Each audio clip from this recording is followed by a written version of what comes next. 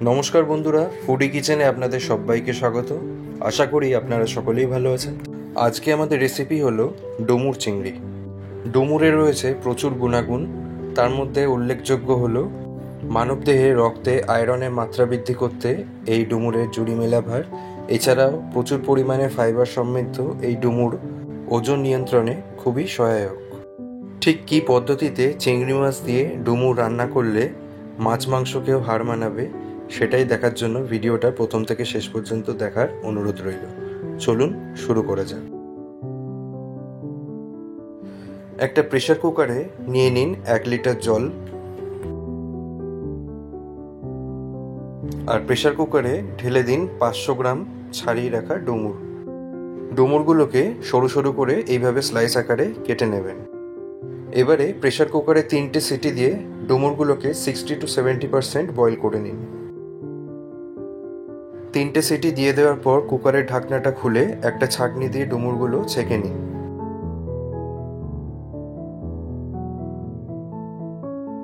আর জলটা ঝরিয়ে নিয়ে ডুমুরগুলো একটা পাত্রে তুলে নিন। 300 গ্রাম চিংড়ি মাছ নিয়ে নিন। কিছুক্ষণ গরম জলে ভিজিয়ে রেখে চিংড়ি মাছের খোলাগুলো ছাড়িয়ে নেবেন। কী কী উপকরণ আমরা ব্যবহার করব সেগুলো দেখে নেওয়া যাক।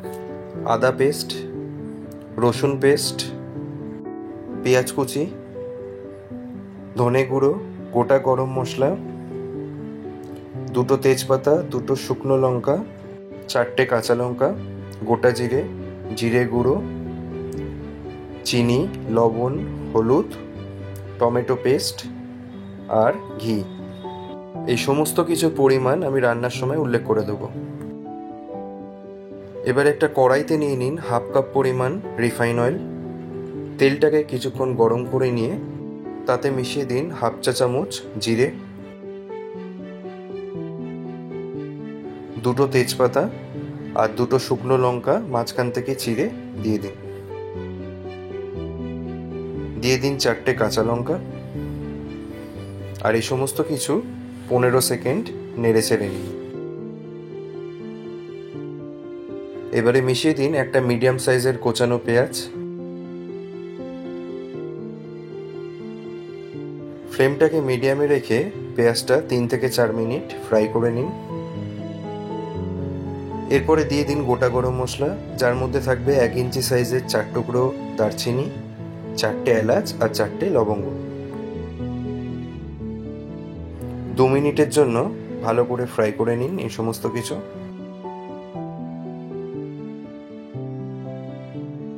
এরপরে মিশিয়ে দিন একটা মিডিয়াম সাইজের টমেটো পেস্ট।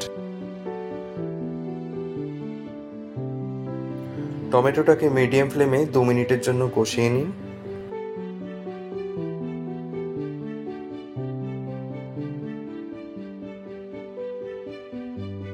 দু মিনিট বাদে মিশিয়ে দিন 1 চা চামচ আদা পেস্ট আর 1 চা চামচ রসুন পেস্ট।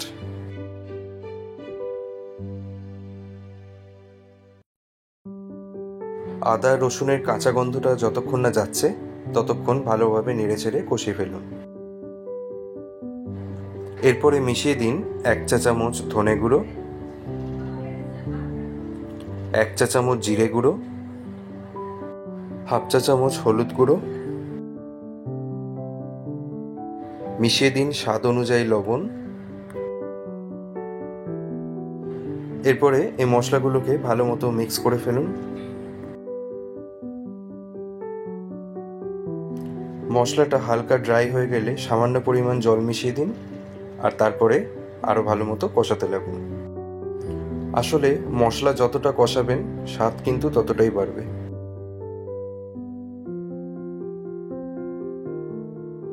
ভালোভাবে কষিয়ে নেওয়ার পরে দেখতেই পাচ্ছেন তেল ছেড়ে দিয়েছে মশলার থেকে। ঠিক এই সময় 60 to 70% বয়েল করে রাখা ডুমুরগুলো মিশিয়ে দিন।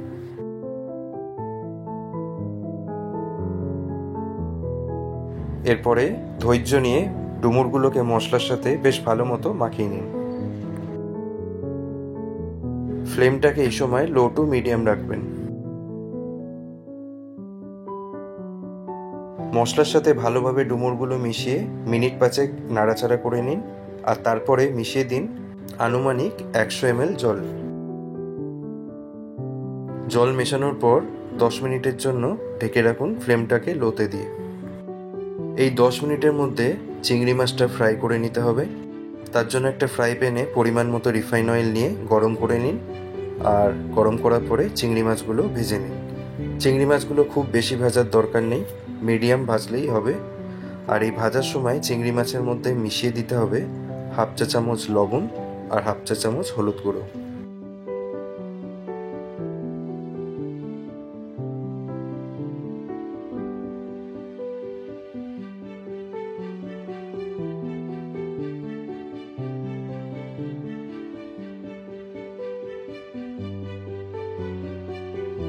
এদিকে 10 মিনিট বাদে ঢাকনাটা সরিয়ে দিন আর ডুমুরটাকে একটু নেড়ে নিন।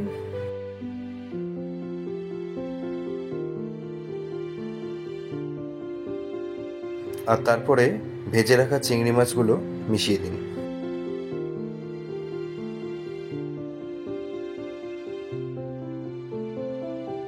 ডুমুরের সাথে চিংড়ি মাছগুলো ভালোভাবে নাড়াচাড়া করে কষিয়ে ফেলুন।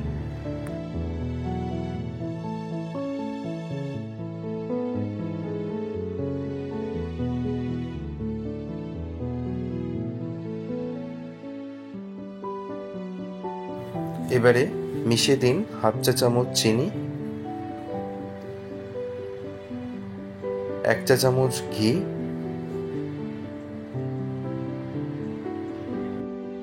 আর হাফ চা চামচ গরম মশলা। ঘি, গরম মশলা, চিনি এই সমস্ত কিছু ভালোভাবে মিক্স করে ফেলুন। এই ডুমুর চিংড়ি রেসিপিটায় আমরা কিন্তু আলু ব্যবহার করিনি, কিন্তু আপনারা চাইলে আলু অবশ্যই ব্যবহার করতে পারেন।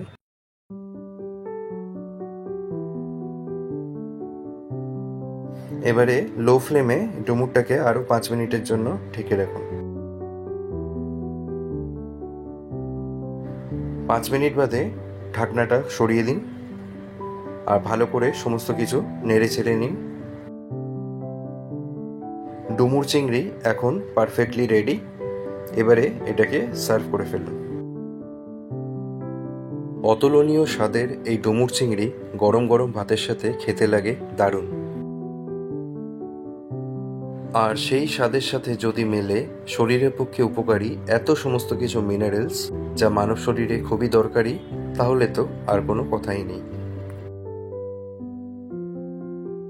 রেসিপিটা ভালো লাগলে আমাদের চ্যানেলটাকে সাবস্ক্রাইব করে একটা লাইক আর কমেন্ট অবশ্যই করে দেবেন। আজকে তাহলে এ পর্যন্তই। আবার আপনাদের সাথে দেখা হবে পরবর্তী ভিডিওতে নতুন আর একটা রেসিপির সাথে। ভালো থাকবেন, সুস্থ থাকবেন।